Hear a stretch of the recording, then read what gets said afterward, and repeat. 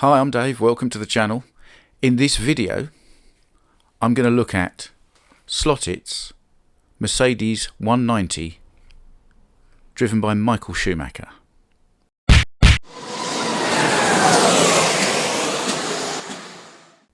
So here it is in its box. You saw me take it out of the box the other day.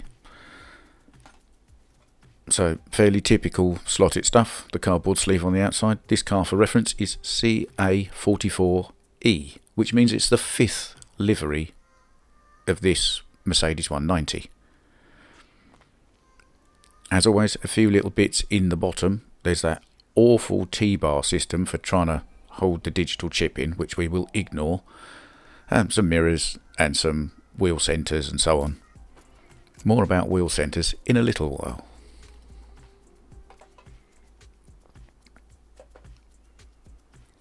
So first impressions is that green is very green. Okay, it's not as green as a Revo slot Opel Kadett, but it is very green. And the white is a very crisp white, slightly overexposed on this bit of video, sorry about that, too much light there, but it is a sparklingly white colour. All the decals do seem to be perfect, nicely fitted. Little detail of the Mercedes badge on the front. It's got the usual Slotit problem with the rubbery plastic aerials that need to be straightened. But other than that, it's what you'd expect in a body shell from Slotit. It's really precise and accurate, nicely turned out, good fit and finish.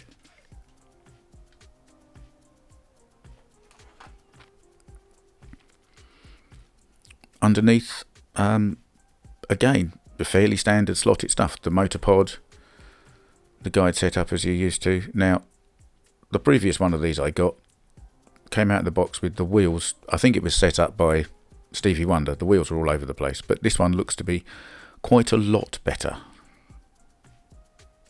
It'll still need a fettle because this is not a ready-to-run car, but it's a lot nearer than the other one was. So here it is in close-up. This is the car driven by Michael Schumacher, who you should know.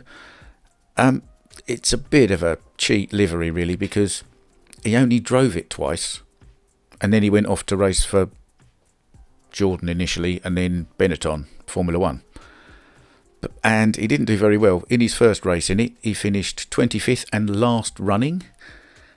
And in the second attempt, he finished 14th, not entirely covering himself in glory.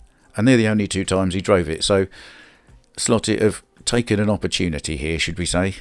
It's a genuine livery of a car driven twice by a man who wasn't very good at touring cars, but was quite good at other things.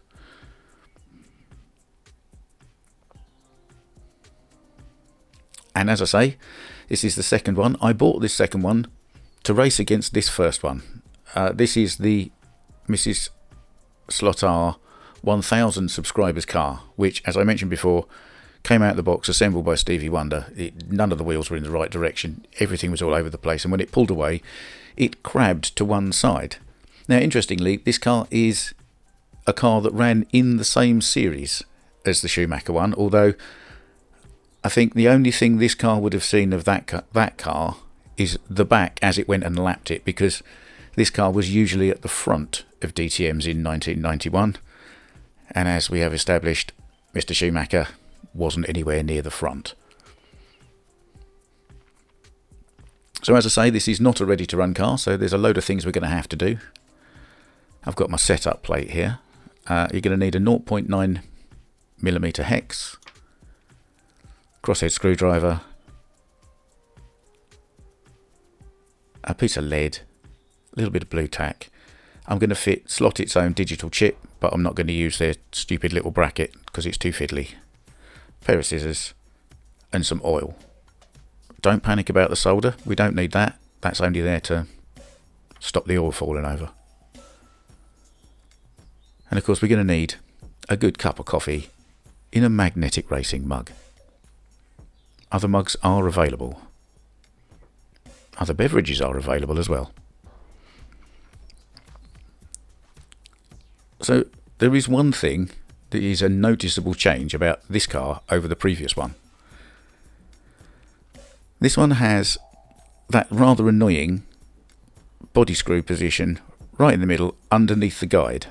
And this newer one, Slotted have obviously decided to change that. And you've got one either side. The hole's still in the middle for the mould, but there's no place for the screw in that one. So that'll be a bit less annoying, although it may alter the way the cars float. Other than that, it's all pretty much the same under there. We'll put that one to side for a minute. And just pop the body off here. Now, with all slotted cars, this body is as light as a feather. It's really flimsy. The interior is the thinnest piece of vac form plastic, I think, in the world. It's fairly solid. There is a little bit of squeak and rattle in there, but, you know, it's better than your normal home set car. Nothing much to worry about. And the chassis, again, fairly standard, inline, slotted motor pod. It's got the spaces and the holes if you want to take out the factory supports to put in some grub screws to adjust the axle height, but I don't think it's too bad. It's a little bit rattly. Just get that washer out of there so I don't lose it. The front wheels are a little bit tight on the axle, so I will just try and pull them apart slightly.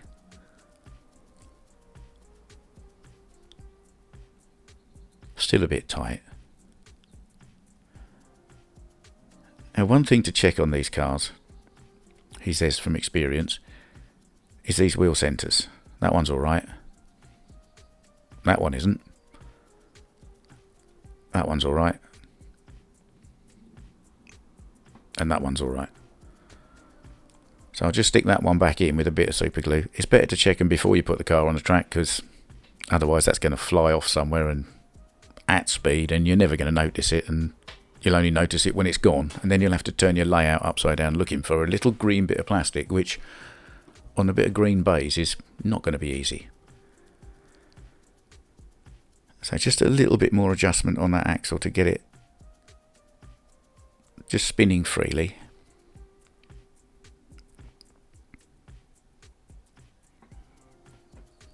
And the next thing I'm going to do, as you would expect, is I'm just going to pop the magnet out of here. The other one I took the magnet out of. And what I'm going to do is basically start by tuning it up the same way as the other one is, because the other one, it wasn't a rocket ship round my track for a number of reasons, but it ran quite nicely. So I shall try and do the same thing with this one. I'll just check first of all that the wheels are completely square, centre it up with the centre line, and use the grids on my setup block. No, you can't buy one of my setup blocks. I had this made. But if you look at the Staff Slots 124 scale setup block, it's very similar. So just comparing where the front and rear wheels are compared to the centre line of the car. You probably can't see, but the gap between that line and the wheel and the gap between that line and the wheel is different. That wheel needs to go that way a bit. So these grub screws can be in here a bit tight from the factory. So it's best to pull the tyre out of the way first so you get a decent leverage with your 0.9 hex. Just to crack that grub screw loose. So that wheel will now move on the axle a little bit.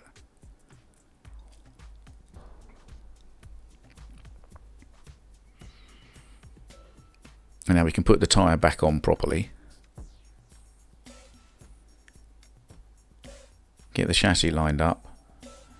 And then move the wheel accordingly. And then tighten it back up. Don't need the tyre off for this, because once it's been cracked off the first time, you can tighten it back up fairly well.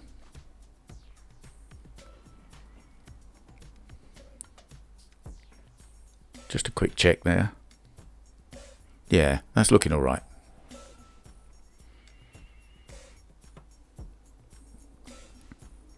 And I will just check the front axle height, although I haven't adjusted it. It's probably not far off. It could do with being a fraction higher, but for the first purposes of an initial tune-up, that will do.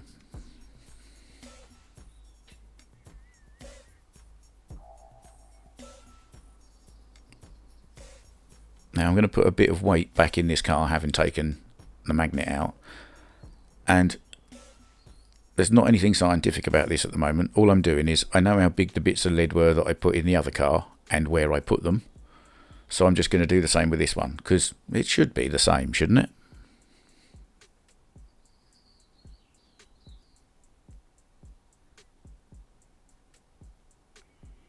So a bit of blue tack on the back of the lead, and I can stick it in the chassis there,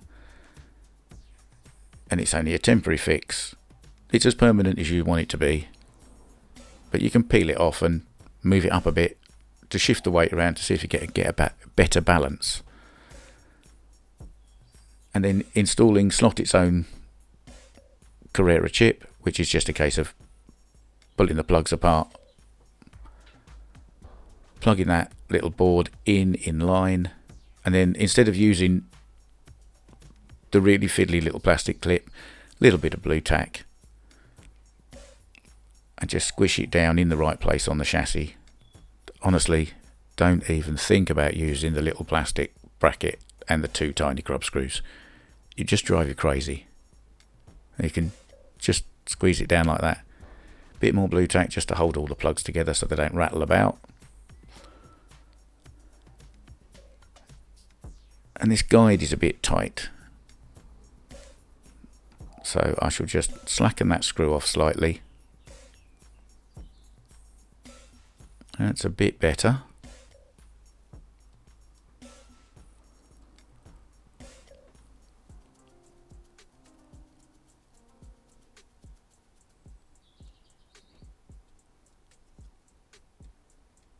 Yeah, that's improved.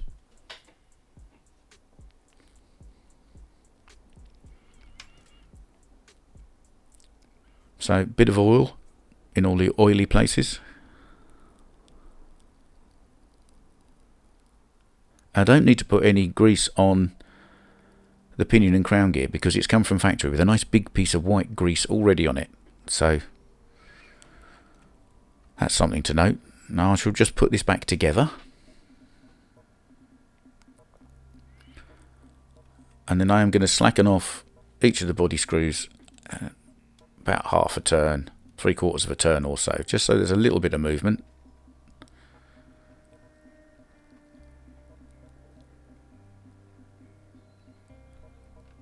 And in the pod, I shall take a turn off at the back and about half a turn at the front, just to give it a little bit of a movement, but as an initial tune, and then we can work from there.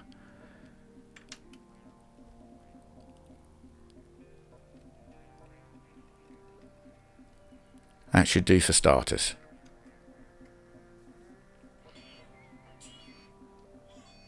So off we go.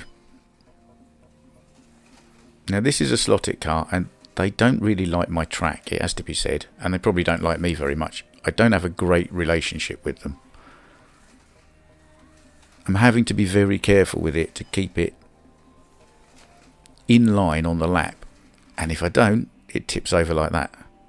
That is a slightly tricky downhill corner, that one. It's deceptive at this camera angle, but it's the trickiest corner.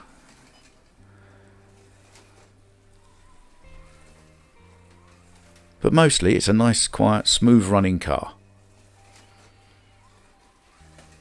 And then it tips over.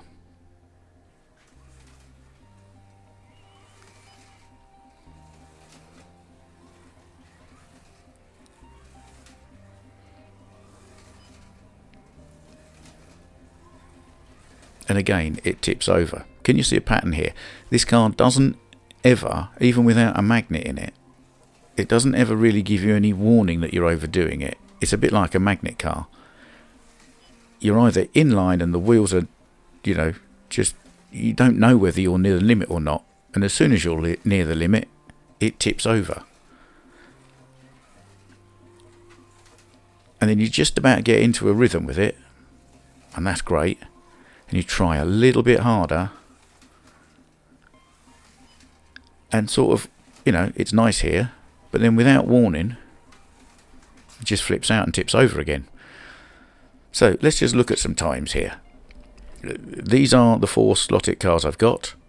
The 2 Alphas are within limits of each other, but you can see that the other Mercedes is a good half second faster than this one, even though they've both got the same tune, and I would expect them to work in the same way.